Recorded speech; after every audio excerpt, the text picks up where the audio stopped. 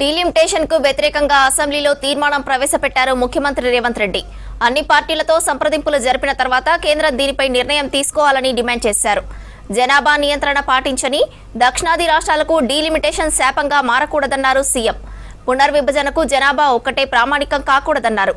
ప్రస్తుత జనాభాకు అనుగుణంగా ఎస్సీ, ఎస్టీ సీట్లను పెంచాలని కోరారు రేవంత్. రాష్ట్రాన్ని యూనిట్ గా తీసుకుని పునర్విభజన చేయాలని కోరారు సీఎం. With your permission,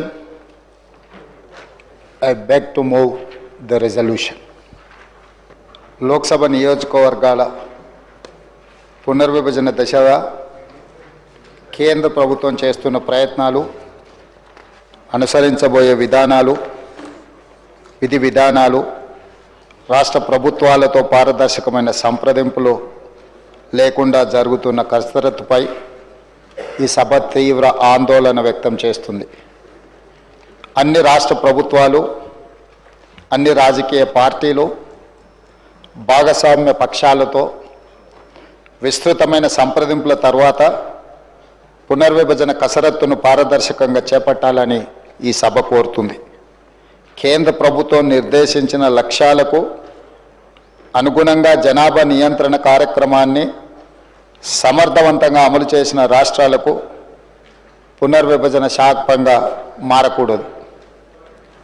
జాతీయ జనాభా స్థిరీకరణ ఉద్దేశంతో చేపట్టిన 42, 84 మరియు 87వ రాజ్యాంగ సవరణల లక్ష్యాలు ఇంకా నెరవేరలేదని చెప్పుకోవాలి. జనాభా నియంత్రణ అమలు చేయడం ద్వారా జనాభా వాటా తగ్గిన రాష్ట్రాలు నష్టపోకూడదు. అందుకే నియోజకవర్గాల పునర్విభజనకు జనాభా ఒక్కటే ప్రామాణికం కాకూడదు. పార్లమెంట్ సీట్ల సంఖ్యను యథాతథంగా కొనసాగించాలి. రాష్ట్రాన్ని యూనిట్గా తీసుకొని ఇప్పుడున్న నియోజకవర్గాల సరిహద్దుల మార్పులు చేర్పులు చేయాలి. తాజా జనాభా లెక్కలకు అనుగుణంగా ఎస్సీ, ఎస్టీ సీట్లను పెంచాలి. మహిళలకు రిజర్వేషన్లు కల్పించాలి.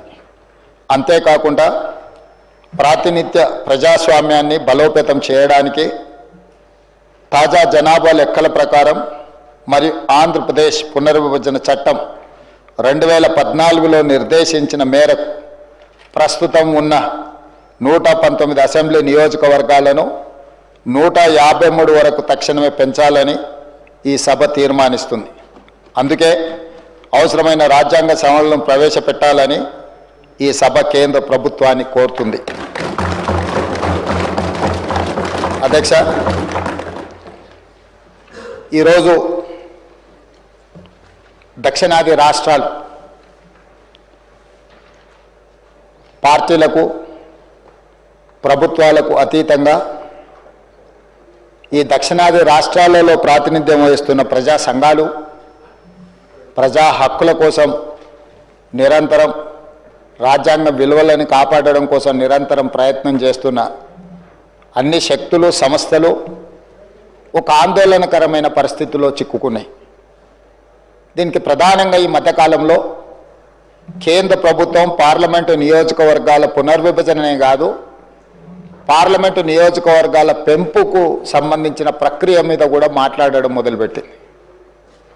ఈ పార్లమెంటు నియోజకవర్గాల పునర్విభజన కానీ నియోజకవర్గాల పెంపు కార్యక్రమం అనేది జనాభా ప్రాతిపదికన జరుగుతుంది. గతంలో 4 సార్లు నియోజకవర్గాల పునర్విభజన జరిగినప్పుడు జనాభా ప్రాతిపదికన చేపట్టిన నియోజకవర్గాల పునర్విభజన విధి విధానాలే మన రాజ్యాంగంలో, మన విధానాలలో పొందుపరచడం జరిగింది.